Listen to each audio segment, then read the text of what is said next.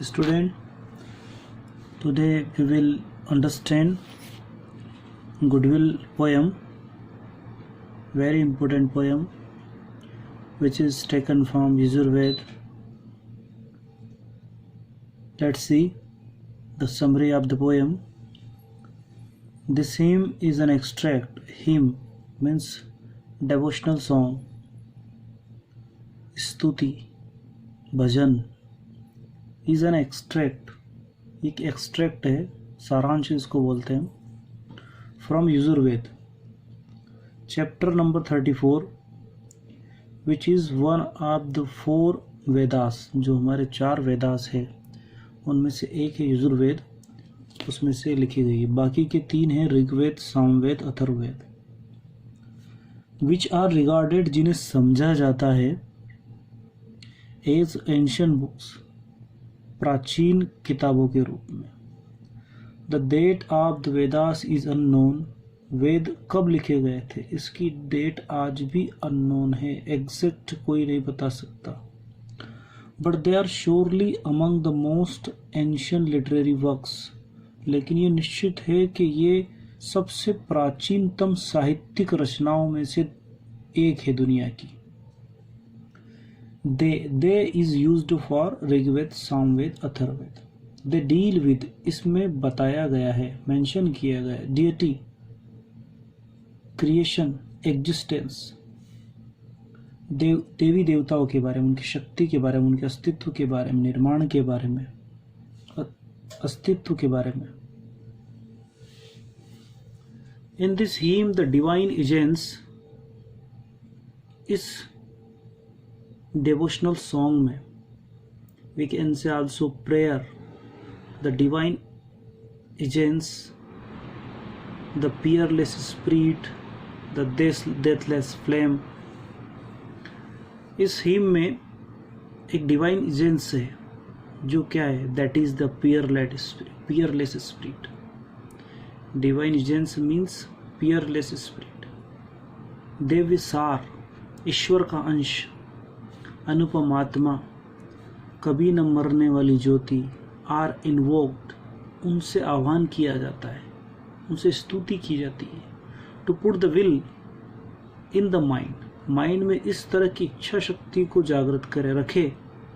जीवात्मा, जो आत्मा का अंश, माइंड रेफर करता है जीवात्मा, यह हम बोल सकते हैं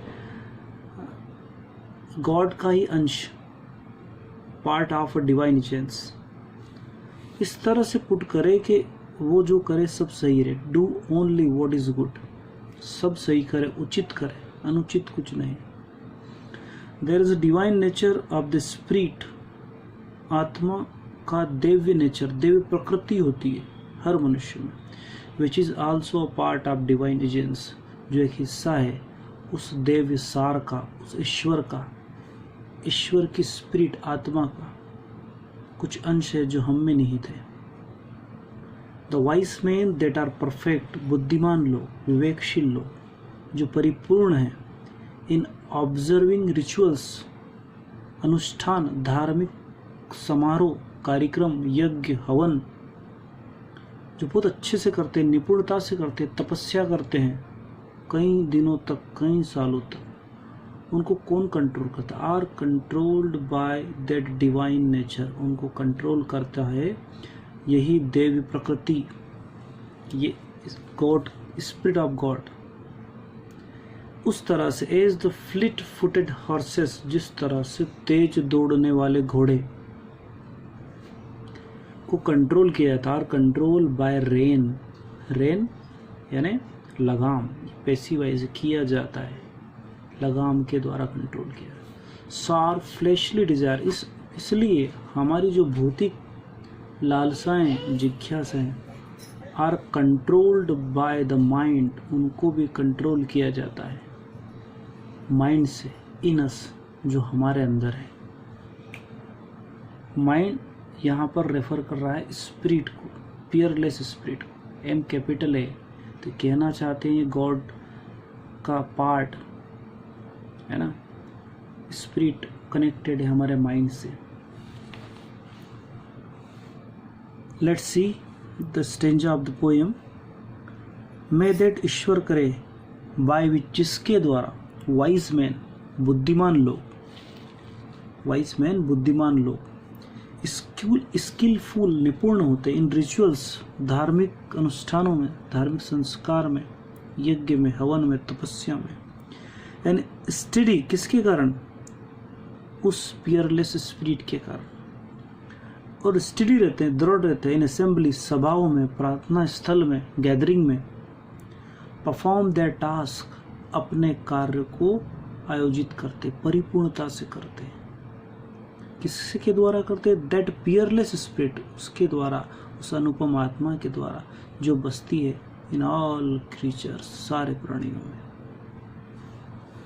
मे दैट ईश्वर करे माई माइंड रिजोल्व, मेरा दिमाग, मेरा माइंड उसी के लिए दृढ़ संकल्पित रहे, रिजोल्व करे ऑन व्हाट इज गुड, जो सही है। मेरा माइंड वही करे जो कि सही है। Okay, is that.